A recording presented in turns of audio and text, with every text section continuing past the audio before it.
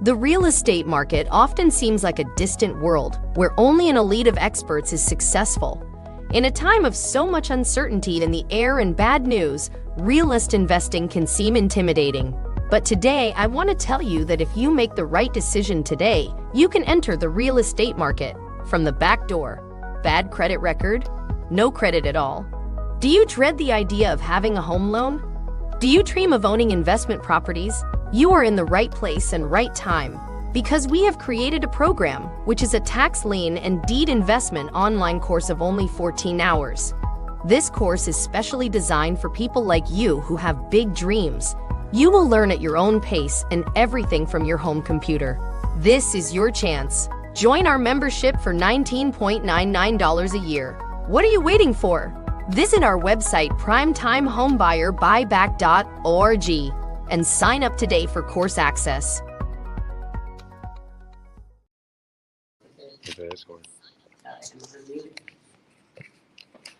Blessings. Welcome to Uncensored Enlightenment Talk. Sound check, sound check. Can you hear me? All right, welcome family. You're here with Lady Lashley, and we are on our third round of Secure Your Energy Economic Development Series, where we are hosting a live series every Wednesday at 2 p.m. at the Adams Park Library in Fulton County, okay? So if you don't know where the address is at, it'll be in the description. So today we'll be moving on. As you can see, we'll be talking about personal economic development, building a legacy. Now, the first two series, we basically talked about what is assets versus liabilities, ways of budgeting and savings, and these seminars are going to be a build-up of these particular topics to get you in a different mind frame. This is the fundamental reason why I'm doing this, because it's a mindset, and once you get yourself in a mindset, you'll be moving forward effectively in wherever you invest. But our main goal, as many people, I would assume, is to build generational wealth and pass down generational wealth. So we're going to talk about 7 key concepts for passing down generational wealth. Thank you and welcome, and thank you for being here with us today. All right, let's go. Key concepts of passing down generational wealth. These are what we're going to be highlighting today. Is define your wealth more than just money. What is wealth? Now, you remember when we talked about assets, I talked about assets was more than just tangible items or things that may be intangible. Intangible on a higher level is your skills. When we talked about assets, your skills is considered assets. That's why you want to know as much as you can, as well as another asset just to reflect back is your relationships, okay? Building those bridges, because it'll always get you to where you need, or possibly open the door that you need at the right time. So now we're talking about wealth. Wealth is more than just money. We're going to get into some concepts. Open and honest communication, breaking silence around money. That's something that is, something in the Black community. I know as a Caribbean person, we really never talked about finances or things like that. And when our family went into hardship, we wouldn't really talk about it, but we will see it. And it was more, I don't have the money and things like that. So we do have to learn how to communicate and break in silence around money. That will also open up some of your resources. Maybe it's people that can help you, especially when we talk about tax liens and tax deeds, where people are losing their properties related to taxes that's owed. And as I talk about that course that I offer for you guys, in that course, one of my main things is not just to obtain properties or get into tax lien games. These methods and these way of thinking, how I say, or learning the method of tax lien and tax deeds and doing your due diligence will help you protect your family in some aspects. Okay, you'll know time frames of what the law is saying, the time for them to redeem, to pay, all of those things. So we have to break the silence around money so we can come together collectively as a community. All right, financial literacy, equipping the next generation. That is our goal, equipping the next generation. Estate planning, creating a structured transition. We're going to talk about some of those avenues that you could do that, as well as installing values, building a strong foundation for responsible wealth management. And that starts with teaching your kids about budgeting and saving at a young age. Just give you an example. When my kids were probably like 4 or 5, and I know they can remember, I took them to open their first bank account with their pennies and their change, and we did that, and he was excited. So just little things like that. We're going to talk about gradual transfer, allowing learning and growing. Okay, you know I love learning. All right, seeking professional guidance, leveraging expertise, and that's what I talk about with us as tax lien investors, because we are do-it-yourself, and even in that realm, in foreclosures, tax liens, deed, you're do-it-yourself. But there's some experts in that field that can help create leverage. As you help them in their business by referral, they can help you by making sure that you're safe. All right. Defining your wealth more than just money. What does that mean? While financial assets are undoubtedly part of the equation, consider the broader definition of wealth. This includes financial capital, stocks, bonds, real estate, businesses, savings, and other tangible assets. These are the things that you want to talk to your teenagers about. These are the conversations that you want to talk to your mate about. People who, even the person you're dating, hey, see where their mind is at, because you want to create an environment around you and be very particular of who you bring around you, because that's an asset as well. So financial capital consists of stocks, bonds, real estate, businesses, savings, and other tangible assets. Human capital, this is wealth. Human capital is education, skills, knowledge, your work ethic, resilience, and the ability to learn and adapt. And that should have been highlighted, because that is a concept that most new business owners want to keep in mind, as well as people who are trying to just break into new markets or break into, a new field. Education, you keep going, keep learning, know the skills that you need for your particular industry. Knowledge is power, and that's not just education. Knowledge comes from wisdom. That comes from having a mentor, someone that you look up to. I'm not saying follow people till the wheels fall off, but there's certain values and capabilities in people that you find admirable, and you look at that, and then you try to build on that. And that's what we need to do culturally. That's what I think that'll bring us together, when we do more than be in competition, but admire each other for what we can bring to the table and cultivate more, bigger and better things. Work ethics. Okay, it's very, very hard. Now, you're going to hear me bring up my kids a lot in a lot of my broadcasts, because I like to bring real life. But I will say the work ethics that I have truly trickled down into my kids. I did not know, but they work really hard, and they like to finish what they have started. Just seeing, some of the growth that has happened in my teenagers, where I see the work ethic that my son has, the consistency, the resilience, and the ability to learn and adapt has actually, made him a strong foothold in his community of clothes, of what he does, his creativeness. And even when things are slow, because even when you're in school and you're learning, things are slow, you are broke, then, know that it is more than just money that you need in this whole equation. This is an asset. That's why I want to redefine wealth to you. So now, at that time where you're just working and striving and building resilience, you're coming up with a method. You're coming up with your own terminology, your own way of doing things. You're learning the algorithm. You're learning your field. And now you have the ability to adapt. So this is very important. I wanted to stress that. I should have just made that bold. Social capital, strong relationships, as I mentioned, networks, community involvement, and for philanthropic endeavors. So you want to, involve yourself in the community. If you have the money to actually invest or you give a little, that's just like tithing.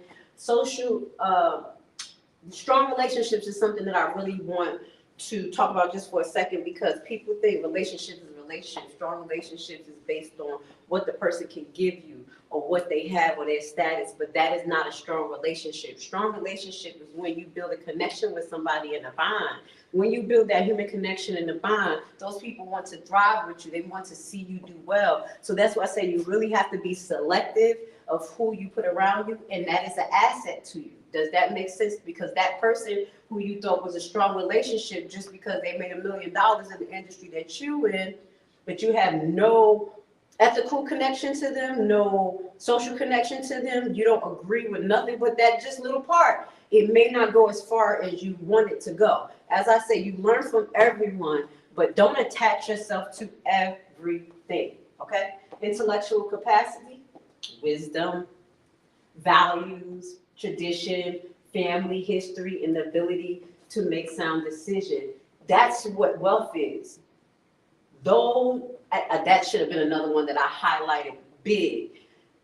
Intellectual capacity, that is some of the downfalls with us in our Black community, because wisdom, value, traditions, family history, it stagnates us from making actually sound judgments because we don't have a foundation. So that is a part of the continuum of wealth, putting these strong values into your family, your kids, and when we're put into a bad situation or they're in a situation, they have the resilience, they have the wisdom, they have the values, they have the understanding to do what they have to do to come out of that. Does that make sense? So intellectual capacity is part of your generational wealth. Okay, even if the kids, teenagers not listening, you think they're not. You keep putting wisdom and values into them, into your traditions. You learn what's your family tradition so they can have a pride wherever you're from, whoever you are. That's why I love cultures. Cultures is beautiful. Diversity is beautiful, especially when they have a strong moral base based on values. You're going to see that those people who have a strong value base, they're able to create businesses that last a long time. They're able to pass that down to their children, and they diversify. They diversify those businesses and grow them and, make it different, because, sometimes you want to start a business and your kids don't want the same business. But if you teach them the value of that business, they can take it on and create something bigger and better. I have seen that happen with a lot of families. All right. Name no name. I'm talking about the elites, like Rothschild, like Bilderberg.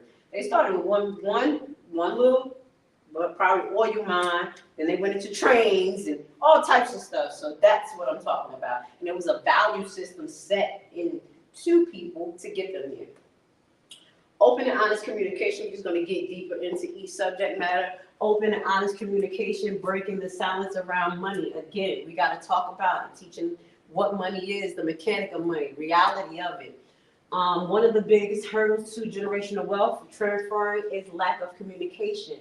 Many families avoid talking about money due to discomfort, fear of entitlement, or concern about privacy. However, transparency is crucial.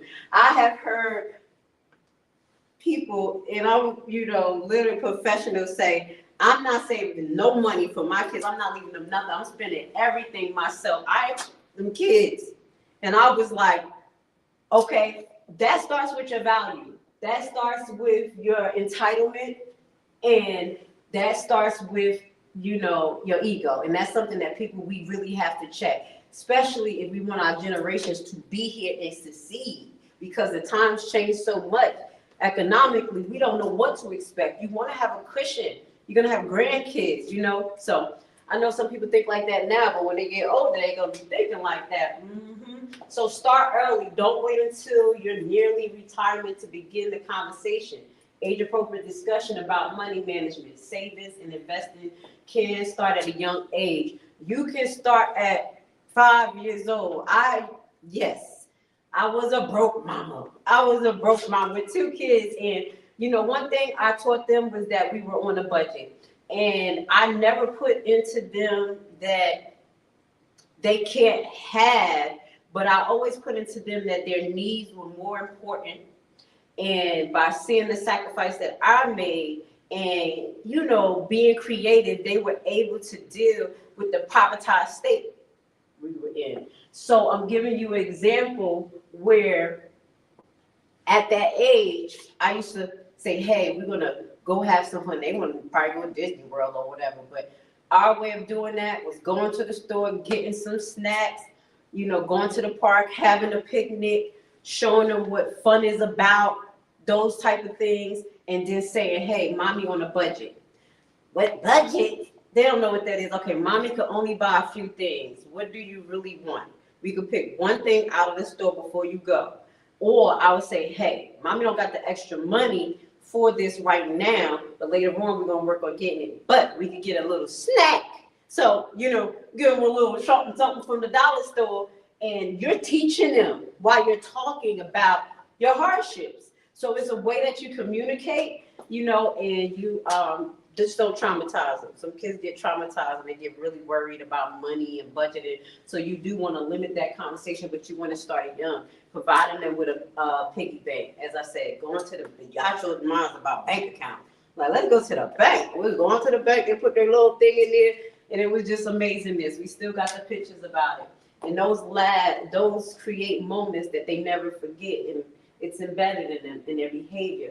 Be honest and transparent, share your values around money, explain your financial decisions, and be open to your estate planning. Within reason, depend on the age and the maturity of your heirs, of the kids. So, one, share, like I just told you, I gave you an example. At a younger age, you can share some type of information about them.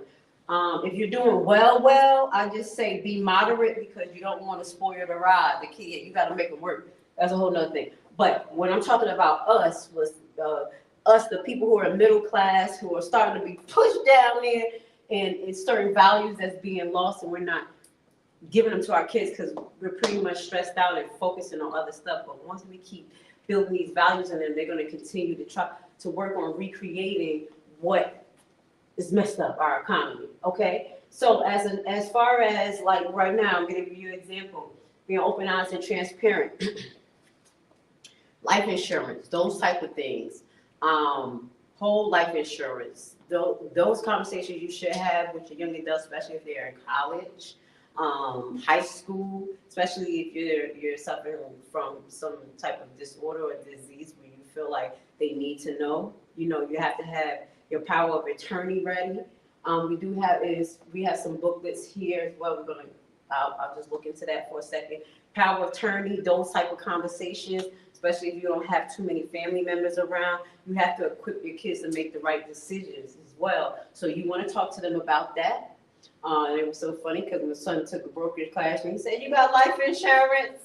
So once they know more, they start asking more, and you have these conversations, and it's good because they prepare you, because you don't want to have to rely on GoFundMe. We hate that, the GoFundMe funerals, but things happen. We understand, that is a result. But at the end of the day, we're looking to prevent it. Okay. All right. So create a safe space. Foster an environment where family members feel comfortable asking questions and expressing their concerns without judgment. Yeah, let your kids express themselves, and you break it down to them as much as you can. But you also got to understand what they're subjected to. So if you have kids that are subjected to a whole bunch of superficial teachings online, and money ain't nothing, and you're not counteracting that efficiently and effectively, that's going to create a lot of hurdles, not only in your communication, but just your life. Okay, y'all know what's going on with the internet. Raising our kids. Financial literacy, equipping the next generation. And this is what we're talking about. We have to bridge the gap. We have to be the gap between the younger and the older. I know you guys, I think I'm almost getting to the sandwich generation. I'm about 41, which means that eventually I'll probably have an elder and my kids, or my elder and my grandkids to look at. I don't know if people are in that stage. So we want to make sure that everybody is literate financially, as far as passing down generational wealth and what to expect. All right, so providing your ears with a solid foundation of personal finance is paramount. This includes budgeting and savings, teaching them to track expenses, creating a budget, and understanding the importance of saving for the future. Investing, introduce them to different investment options, risk assessment, and principal and compound. debt management, educating them about responsible borrowing and the danger and success of debt and how to build credit. These are the conversations that you should have with your kids. And I know it's very hard because we don't spend a lot of time, but the homeschool parents, I would assume you do have the time to do that. That was a lot of the things that I always talk to my kids about, a lot of these different methods of investment, even talking to my son about the stock market, and if he ever was to, and my daughter, if they were ever to get in, it would be best for them to invest in something that they know, something that they like, something that they understand, that's in their generation that will, people will go to and bring that stock up. So just talking about introducing them to investing at their level, not our level, because they won't put it together. We talking about Macy's, we talking about Comcast. They like, huh? You got to bring it to their level. So having these conversations, debt management. Again, I'm going to show you guys. A couple of years ago, I created a debt ledger book, and this debt ledger book was more so for me at first because I'm still a visual creature and I love to write, as well as I use this as basically proof of how well I did or how things got crazy over the years. So this ledger consists of information that you will jot down every month, which is the bills that you pay, and right here, and I will put that in the link for you guys. Also income, the different source, monthly expenses will be here, the total, monthly saving goals, your goals, because these are concepts that you want to think about all the time. And if it's not in your face, in your case, it's not going to get done. Okay, I understand everything is on the internet, but once it's clicked off, our mind just move on to the next thing. So this is a book, this is a physical, tangible item that you'll go to every month and just put in what bills you paid, what's the budget, how you got everything down, and you'll go back and see how well you did. So have a ledger. You can even do this in your computer if you are that type of computer person. I'm an 80s baby, so we're going to get back to the books, okay? I know I'm bridging the gap between the younger and the older, but it is good to bridge the gap. Also, we've been provided some resources here by the Fort Encounter Adams Street Library. And here it says, leave your home to children or heirs. So this will be a concept that we'll be getting into later on, where we can talk about trust transfer, will transfer, what's the difference, what's the benefits of that, as well as insurance policies that will, what type of benefit, what type of programs they offer that will help you transfer your money to your beneficiaries. I do apologize, I'm trying to get my words together, more easily and tax-free. That's what I'm trying to say, okay? So help for agents under the power of attorney. A lot of us sandwich kids generation right now, you have to become power attorney. We need to learn as much as possible. So these are some resources that I have, and I'll be providing for everyone who needs it, as well as, just whatever that we can help you with. You'll see more links in the description, okay? Thank you for being here today. So also, you want to talk about taxation. That's the worst thing it's all about. Yes, it is. You know why it's the worst thing? Everybody hates taxes. That's like everybody hates Chris. Yes, and I did introduce that to my kids young as well, because they were working. They were working from the ages of 16. My daughter's always working. My son as well with his business. Actually, first, okay. His business actually made a lot of money the first year of him being in business. He was about 14. And I'm like, we're going to file some taxes. We're about to get this together. And even though he didn't understand a lot of the stuff that I did and established over the years, now he does. As I introduced him to getting things re-registered, going to look at the GA's tax, state tax portal, make sure that we filing correctly. I'm like, you're going to have to take the wheel. But it's good for us to talk to them about that, especially if they're in business. We want them to set them up right, especially if you see potential in your kids, in your business, your family business. Set it up correctly. Set it up to win. You just take your time in it, and as you set it up one by one, you don't have to go back and fix things or fix up, risk factors or liabilities you created. Does that make sense? So, taxation, explain the basis taxes and how they impact financial decision, and explain that to them before they get their first check. Because when $50 and $90 is off their check, they're gonna have a fit. Okay, so let's just keep that in mind, right? Now, consider enrolling in them in a financial literacy course. Hiring a financial advisor. That's for you if you or simply sharing your own experience and lessons learned. And that's usually what I do. I be like, y'all know what happened? I can watch this, that, and the third, or this happened to me. So life lessons is I think people live vicariously through other people's situations. So definitely make sure that you explain to your kids some of your hardships in a manner that don't traumatize them. Okay, I say that because I come from a Caribbean background, and my family's a little rough, so I had to work through some stuff. But it was all in good nature to make sure that we were ready to deal with life. Okay, so estate planning, creating a structured transition. What is that? These are some of the things that we were talking about that I said we're going to get into detail in later broadcasts. All right, and seminars. The comprehensive estate plan is essential for ensuring your assets are distributed according to your wishes and for minimum taxes. That is the thing we want. We get tax out of the zoo, tax off our check, tax in the grocery store, tax on our clothes, taxes on this, taxes on that. So we want to eliminate taxes some way, somehow, especially when we're transferring assets. A will is not a way to eliminate a fee, because with wills they go through mitigation and you still have to pay attorney fees as well as court fees. Just to give you a heads up, will is a legal document outlining how your assets will be distributed after your death. So that is something that a lot of people need to know about, and that is a good thing to have. But if you have high price assets like houses, you may want to look into the next item that we say here, and that is a trust. Legal structure. Now, a trust, we do have trust seminar as well. I'll put the link down on there for you. We have a trust seminar located on Eventbrite, as well as we have a trust seminar on our website. This is all about securing your energy and passing your wealth without paying the others, okay, as much as they want you to. All right, so trust is another legal structure that can hold assets and provide specific, I hate that word, but I gotta use it. Instructions. So specify, we replace that with specify. Specify instructions for their management and distribution. Trust can offer greater control, privacy, and taxation advantage. So do talk to a trust expert, a lawyer, or sometimes you have bank experts that offer, you can do trust through banks. That's where they're usually established. And when it deals with monies and things like that. So you can find certain banks that will educate you on that, as well as our seminars that we offer. Power of attorney, designating someone to make final decision, a legal decision on your behalf.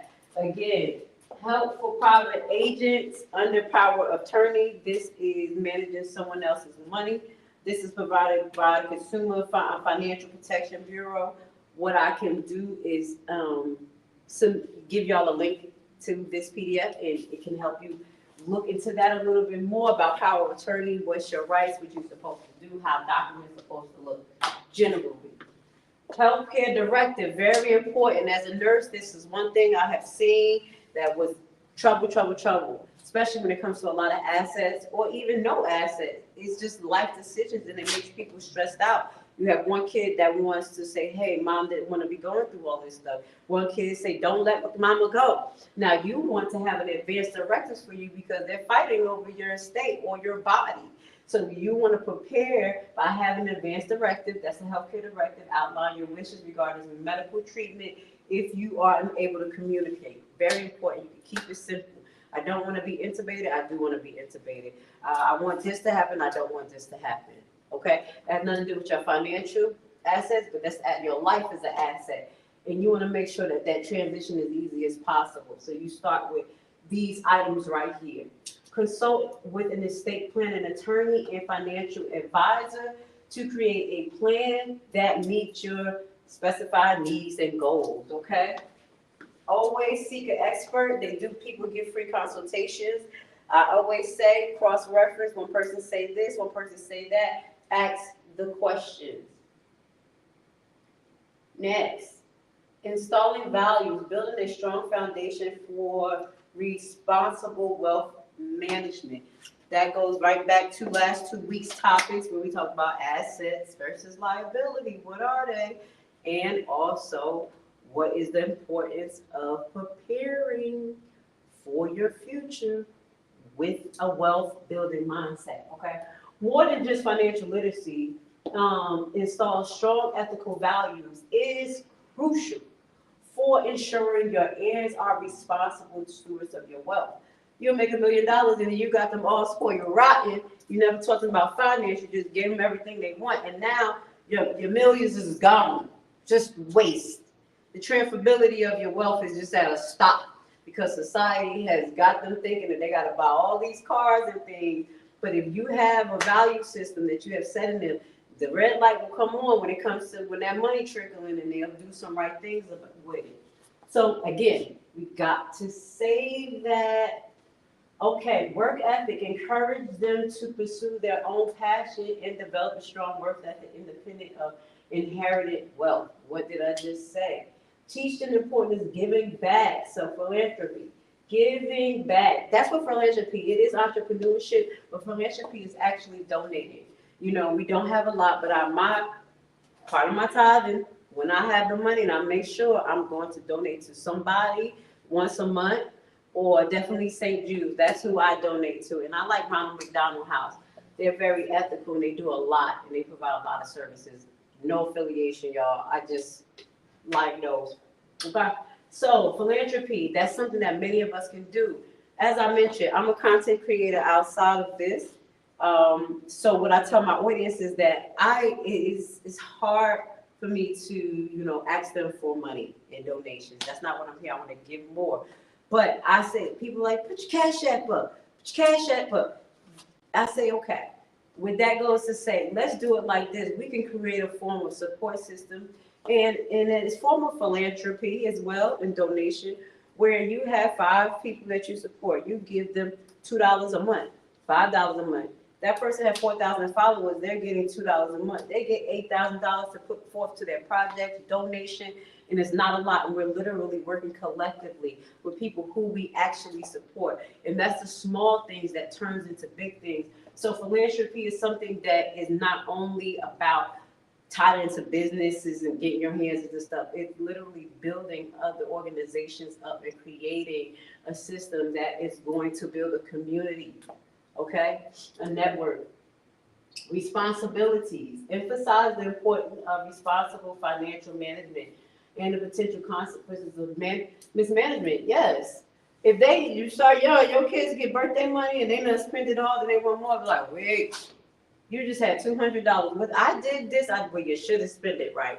Start young, okay? Like, hey, they get that money. What you gonna do with it? Because you said you want to do all this, all that. Let's just budget first. Because when they get down, don't call me. All right, so start young, responsibility, emphasizing the importance of responsible spending.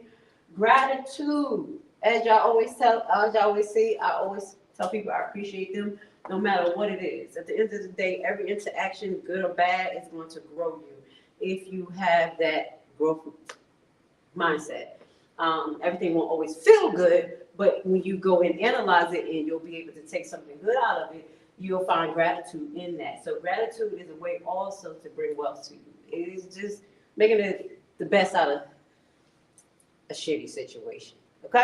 I'm just being honest. Gratitude is something that was very, very, very important to me, especially throughout my nursing career, because I felt living in gratitude, being appreciative of my patients, understanding my situation, took a lot of stress off of me. I was able to provide better care.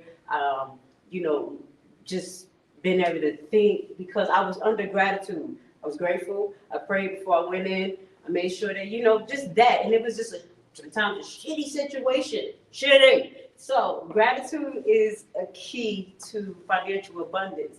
If you don't know, especially when you talk about vibrations, you talk about prosperity. People talk about prosperity thinking.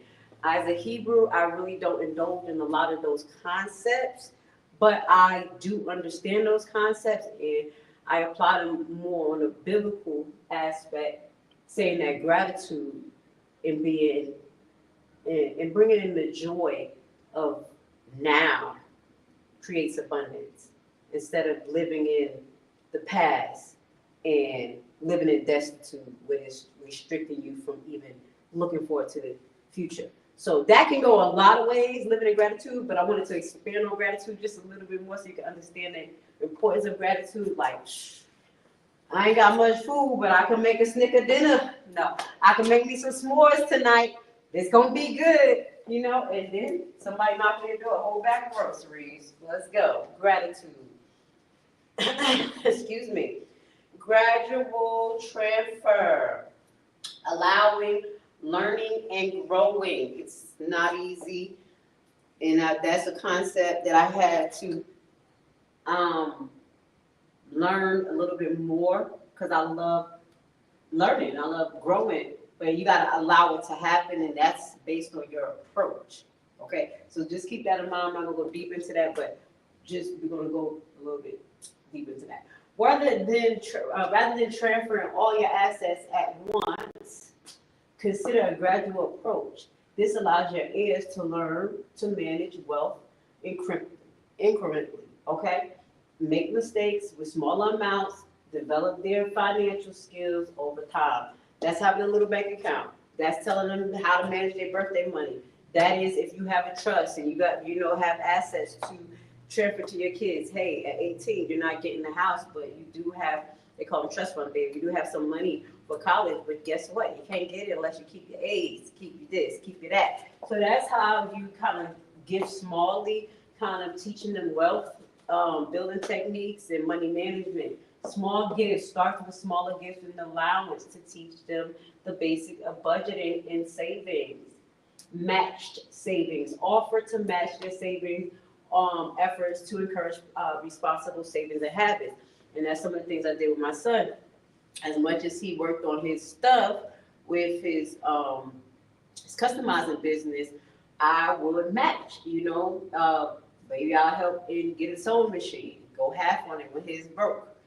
A lot of times. And I was like, fuck it, this is going to be a birthday gift this time. Other times, we're going to have, this is too much.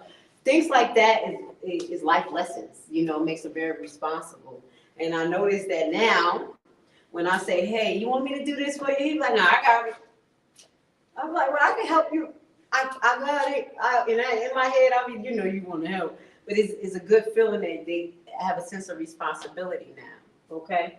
And that is taught through the skills and the real life situations that you can just account on a daily basis and teach to your kids, teach to your family. It's not just kids, your family, your neighbors. We got to have these type of conversations all the time. It has to be a social norm at this point. So mentorship, as I say, that is very important. I love mentorship. I watch people in different industries and I'm like, oh, that's good. Or I can do it this way. Or that's bad. Oh, I'm not doing it that way. You always want to look not in competitiveness. You can't. Healthy competition is great. But we talk not ego-led competition. You want competition that's going to help. But I don't really like using that word. But, it really helps mentorship and collaboration. It really does, especially when it's under the right realm. How can I say? And that is built on everybody's going to make it. Everybody is important, or your base is very important. My base is important because it is. But it's no comparison. We just know that collectively we come together to make a better situation. So that is mentorship and collective unity concept. So girl, got a little fun of stuff going on here. Seeking professional guidance, leverage expertise. So getting into that, remember, you want to keep your resources diverse. You don't not be all over the place. But if you have 5 people saying the same thing, you pretty much know that information is possibly right on top of you doing your research. So seek professional guidance, leverage expertise, navigate the complexity of general wealth transfer can be daunting. Don't hesitate to seek guidance from qualified professionals, financial advisors, estate planning attorney, accountants, lawyers. Financial advisors provide investment advice, helping with financial planning and assets with estate planning strategies, okay? And, you want to push your kids into those realms as well. You see, we learned, my son looking into insurance and brokerage has made him learn more than me about certain things. So I'm like, oh, that's what they mean. Oh, so it's great. You don't always got to learn everything yourself, Put your kids and expose them to things, and maybe they can be the expertise in your family as well. Estate planning attorneys, drafting documents such as will, trust, and help with estate planning and tax planning. Also, they have online platforms that will allow you to do this by yourself. But I always say, find a lawyer that you can trust that's just not all crazy, and have them your go-to to review your legal documents. That's even outside of your estate planning. Your estate planning also consists of your business. Your business is part of your assets, as we talked about earlier, okay? All of that is incorporated. You want to make sure that that is all set up right so it can transfer to your kids correctly. IRS won't come after you. This person will, just avoid. My name is Preventative Lady Lashley. I've always been a preventative nurse. I always say eat healthy, be healthy, and these things won't happen to you. Take your time, come in slow, and you'll get a good idea what's going on. You get into a flow, you'll be doing well. Now, accountant provides tax advice and helps with tax planning. I just say always use recommendation when it comes to any professional. Any professional that is giving you information about your estate planning, assets transfer, and things like that, you always double check, okay? All right, we're getting down to the conclusion. All right, we're 44 minutes into the broadcast, and I want to say thank you so much for being with us. We're going to continue to talk about a few things as we chime off of this seminar. But in the conclusion, building a legacy requires more than just accumulating wealth. It requires careful planning, open communication, and a commitment to equipping the next generation, not just you. We can't just think about just us, with skills, knowledge, values, morals. I didn't have morals, but morals that they need to be responsible stewards of their inheritance, their life, their souls, okay? I'm going deep into wealth. And create a brighter future for themselves and those around them. This is how we build the community up.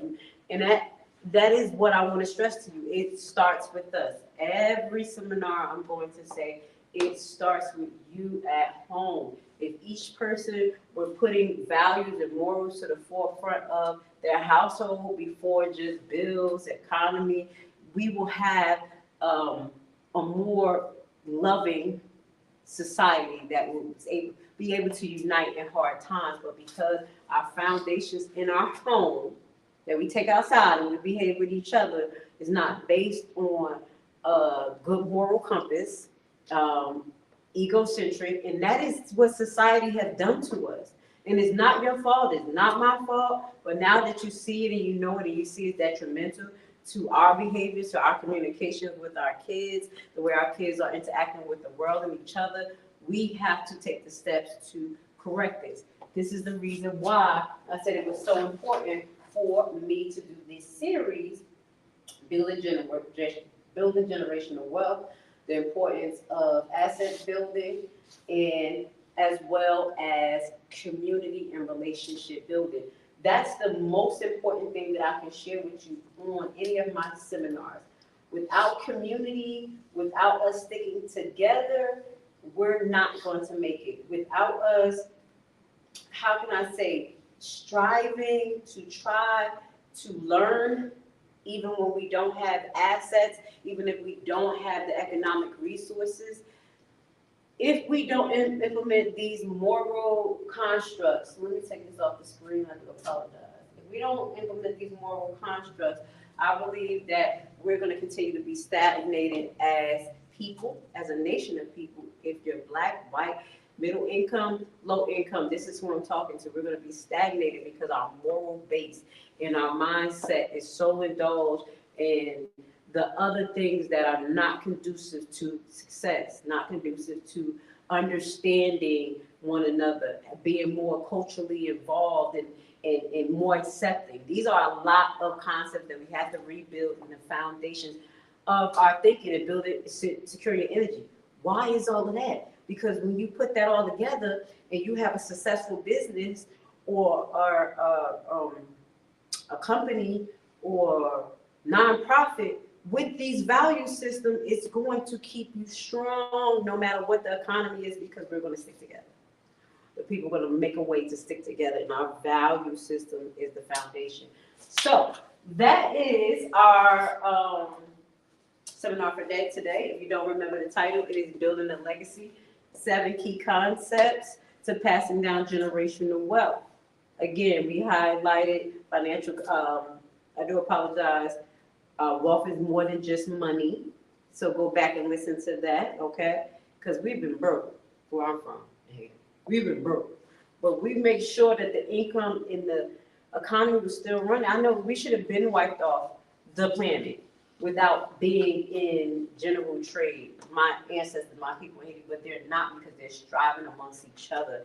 Again, it's a value system. Again, open and honest communication, breaking the silence around money, financial literacy, equipping the next generation with tools, budgeting and savings concepts, investments, what is that? Debt management concept. Establishing planning, estate planning. How are you going to transfer that? What's the best way? You want to go the way with least taxations. Again, we offer trust seminars, a seminar that will help you understand that. You don't want to open a trust and think that you don't have to pay taxes. There are some taxes. You need to understand if it's worth it. So we do go deep down into trust as well. And gradual transfer allow for learning. Remember, don't spoil the ride. Like you said, spare the ride, spoil the child. Don't spoil these kids and just give them everything, thinking that's a form of love. Excuse me. That was one of the things that I noticed that took place within the Black community within our last 2 generations, which is mine and my mom, where we just probably thought like providing what we didn't have to our kids was giving them the best life, but it's not. What we should have is more love, more unity, more value setting, because even though when we provide it to them, it has created a rotten stink in our community. And it has trickled into us when we are egocentric.